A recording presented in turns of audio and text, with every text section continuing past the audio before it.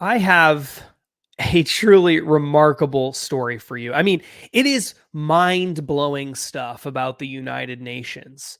The UN is attempting one of the biggest power grabs in the entire history of the world. I know that sounds like an exaggeration. It sounds absolutely crazy. What the heck could this guy possibly be saying? There's no way that that could possibly be true, but it is. And it's all out in the open, and you can look it up yourself. It's incredible.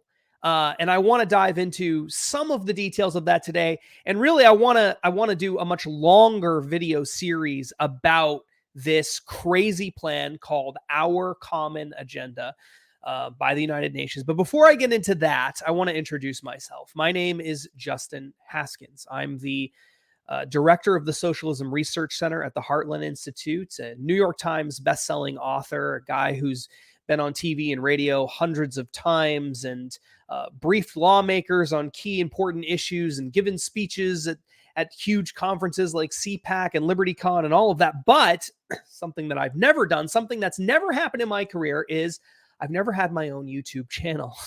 I've had lots of YouTube channels, podcasts, things like that, working for the Heartland Institute.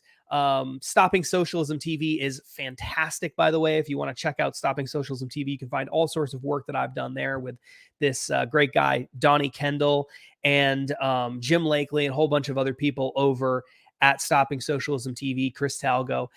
But I've never had my own channel. And so I felt like, even though I do lots of TV, I've done lots of radio, I've written lots of articles, I keep writing articles, and I've been involved with books with Glenn Beck and done some really incredible things. I often get really frustrated that some of the most important issues facing the country today still aren't getting the airtime that they deserve. And so I wanted to start this channel to dedicate time specifically for the topics that other people aren't covering. Now, I'm not saying there's nobody out there in the universe who's covering the things that I'm going to cover on this channel, but there are not a lot of people, if they're out there, and probably few people who have the ear of lawmakers and others the way that I have had over the past several years. And so I wanted to give you a perspective that's kind of unique on issues that are unique, issues that are really important, issues that just aren't getting the coverage that they deserve. And I also wanted to give you some inside baseball. You know, I've had the privilege of being involved in a lot of really interesting meetings with highly influential people within the conservative movement, with politicians. I've known politicians and ex-politicians at the federal level and at the local and state levels. I've been involved in their briefings. I've helped educate lawmakers on key issues. I've seen what some of the most influential people in the conservative movement are talking about behind the scenes. And I want to share that with people. I want people to know what's really going on, what's coming their way, so that they can prepare and so that they can communicate these issues better with the people in their lives, because we are in truly remarkable times. In some ways, in a really good way, and then in other respects, in a really terrifying way. So that's what I want this channel to be dedicated for. And if you're interested in that, then please subscribe to the channel. Help me out. Help me get past those big tech algorithms and provide this content to more people by subscribing to the channel, by leaving comments when you feel passionate about a particular issue. I'm really interested in reading them. I won't respond to everyone, but I will read every comment. I promise, or at least I will try. And please like the videos as well, because that helps with the algorithms. And the same thing goes if you're listening to the podcast version of the show, because I do plan on having the show be a podcast as well. All right, so let's get into the main topic: our common agenda. What is our common agenda, and why should you care? Now, again, I'm not going to go into lots of detail today, because I don't have a ton of time, number one. But number two, because there's so much that I want to dive into. I want to do a really deep dive. I don't want to rush things. So I just want to start by giving you a little taste of what's to come. And then from there, we're going to dive into some of the details. And I promise you, it is incredible. So, first of all, let me pull up on the video version of the show.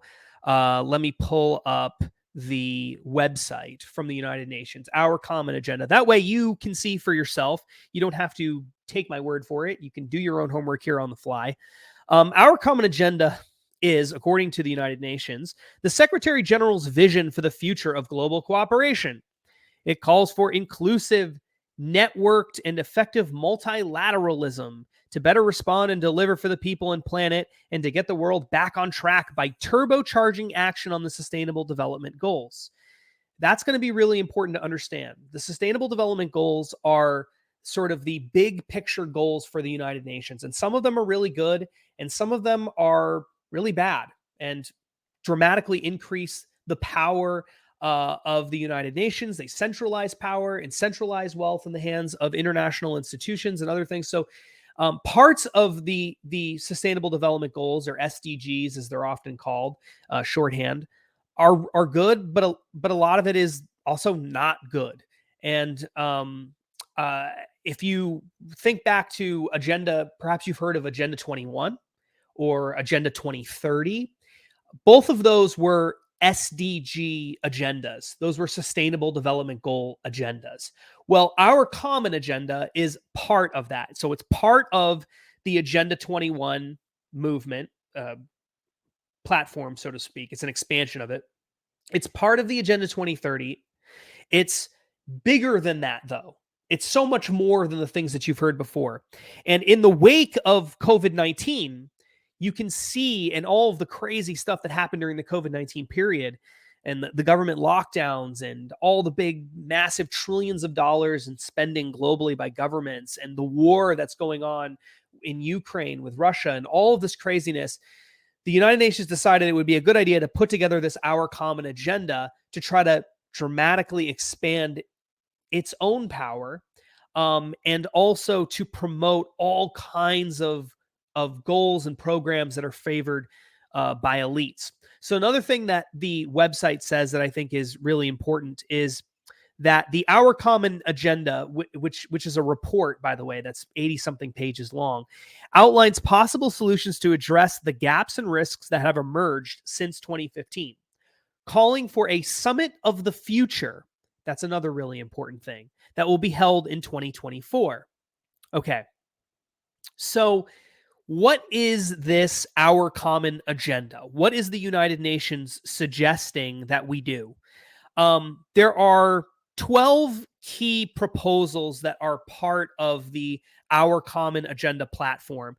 And then there are dozens and dozens and dozens of smaller policy, not smaller, big policy proposals, but they fall underneath one of those 12 categories. So what I want to do right now is just kind of give you a glimpse of what this is. And then in future videos, we're going to dive into some of the really important details. We're not going to go over every single part of this gigantic platform because that would just take forever. And some of it really isn't worth talking about. But the stuff that is worth talking about, I think we do need to hit. So the first of all, let's go over the 12 big components to the Our Common Agenda. The first is leave no one behind. Then we have protect our planet. That's your environmentalism, climate change stuff. Promote peace and prevent conflicts. Abide by international justice and international law and ensure justice. That's number 4. 5 is place women and girls at the center. 6 is build trust. 7 is improve digital cooperation. 8 is upgrade the United Nations. This is actually really interesting. It's essentially a proposal for what they're calling a United Nations 2.0 that would expand some of the parts of the United Nations and change the way that it operates, shifts its focus a little bit more to futurism-related stuff, which I think is really interesting. We'll get into that, though, in a future video. Number 9 is ensure sustainable financing. Now, if you are aware at all of ESG and social credit scores and the Great Reset, that will sound very familiar.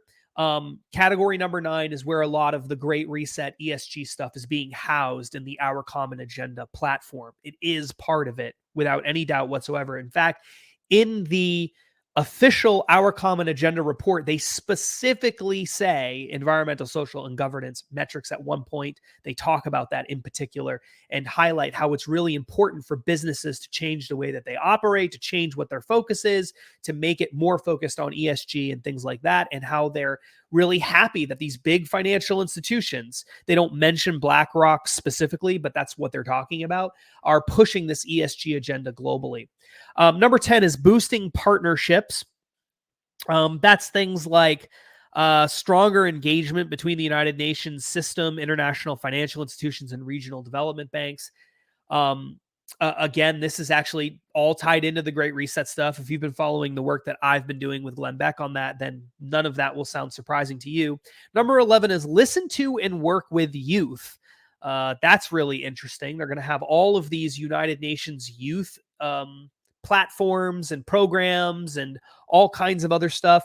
I think there's a call for a special envoy for the United Nations whose sole job is basically just to represent the youth. I think that's an interesting idea. And then number 12 is be prepared. There's so much that I could say about this. And again, I want to go into detail of all of these things in the future. But what I want to do right now is just highlight a couple of the things that are, I think, particularly important. And then later on, we can come back and dive into some of these things. Let's start with number 12, because I think that's actually one of the craziest parts of this. It's shocking to me, actually, that this hasn't gotten more attention. Truly, it is. Number 12, the very first item says, emergency platform to be convened in response to complex global crises. Now, I think I'm going to dedicate an entire video to the emergency platform because it is so crazy. I think some people are going to think that it's just a conspiracy theory and that I'm making it all up.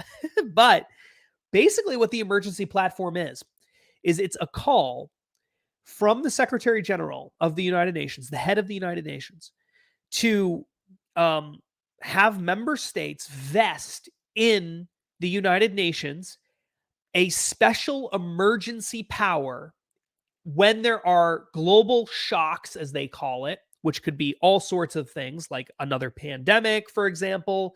One of the weirder things they list as a potential potential global shock is a conflict in space, issues with space. There's a whole bunch of other things, wars, obviously. There's a lot there for global shocks. I think cyber attacks is in there as well. Again, we'll dive into it. But in the event of one of these global shocks, the emergency platform would automatically, essentially, give the United Nations this special emergency power to do all kinds of things, including to hold both private and public sector actors, quote, accountable for commitments that they're supposed to be making to deal with whatever the global shock is. That is crazy. It's absolutely insane. Absolutely insane. And I really don't think anybody is paying attention to this, at least not in the United States.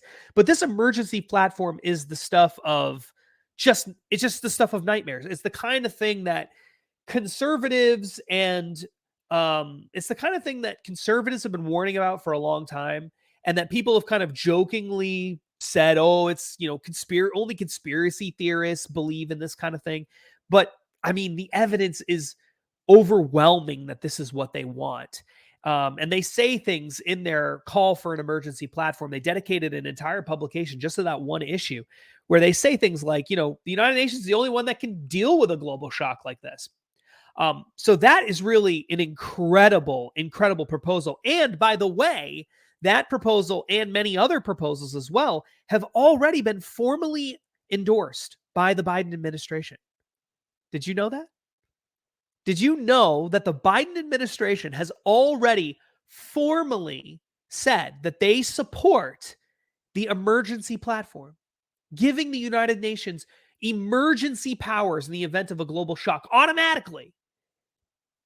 And if I remember right, I think the emergency platform suggests that the United Nations gets to decide when the emergency is over.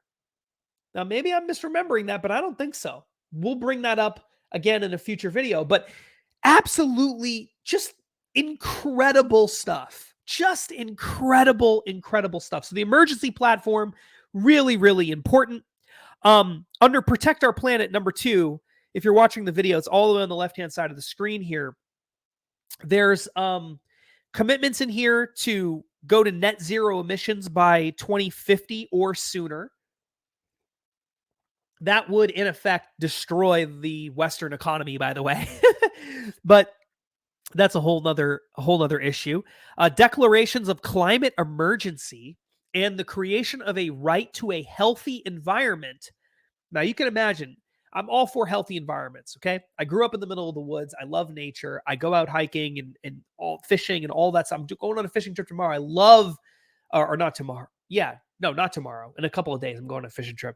I love this stuff. Love it. But, okay, but if you had a right to a healthy environment, just imagine how a government could abuse something like that. You know, if you have the right to a healthy environment, then any little thing you do that is deemed bad for the environment could be outlawed because of a right to a healthy environment. So obviously that's a really dangerous thing to talk about. Account for the environment in economic models, carbon pricing mechanisms, and credible commitments by financial actors.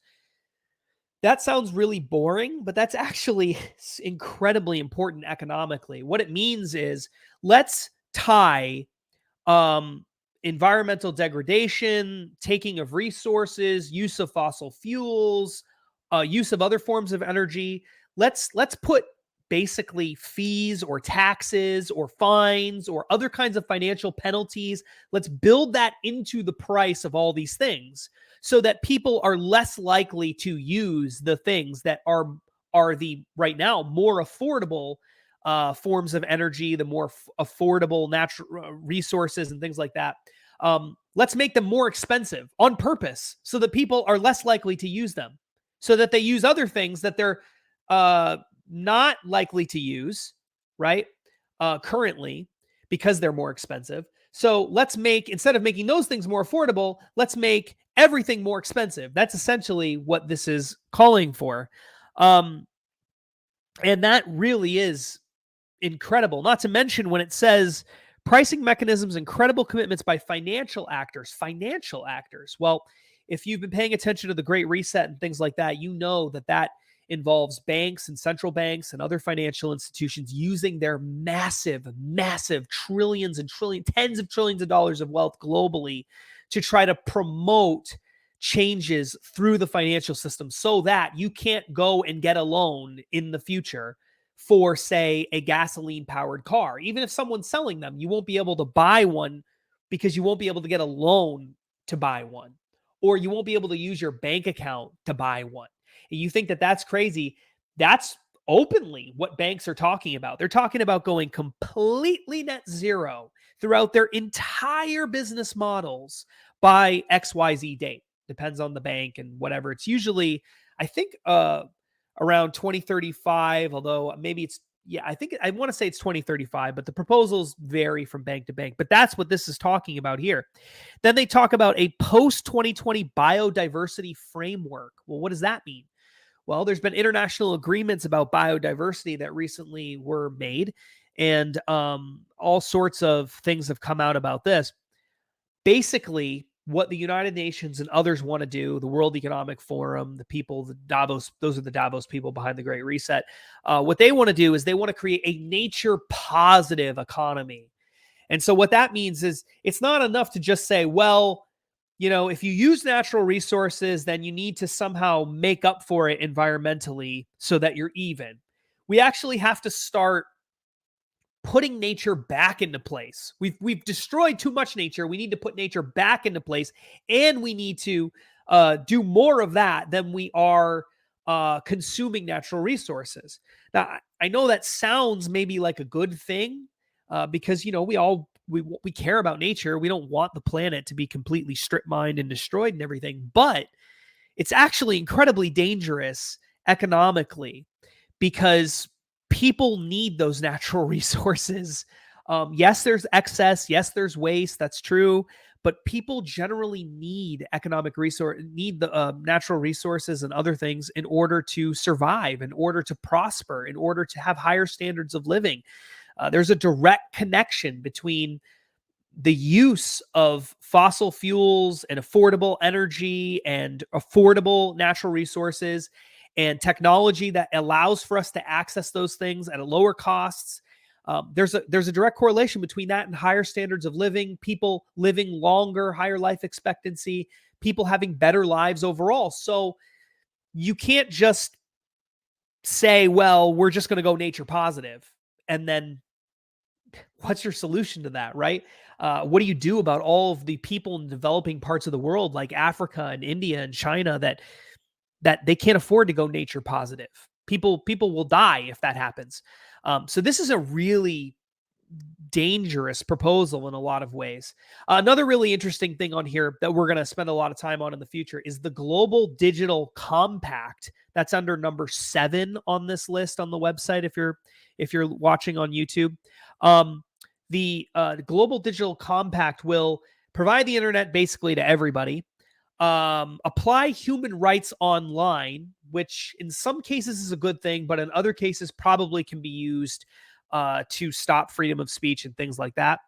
Um, but the really interesting things that are in here are introduce accountability criteria for discrimination and misleading content.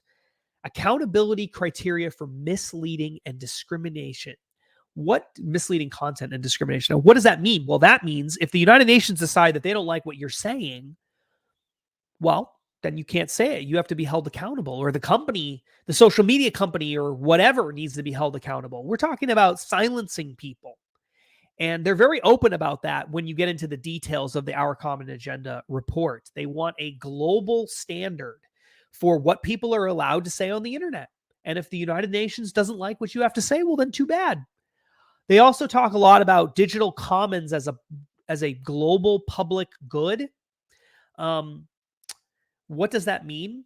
Well, a global public good is something that we all should share.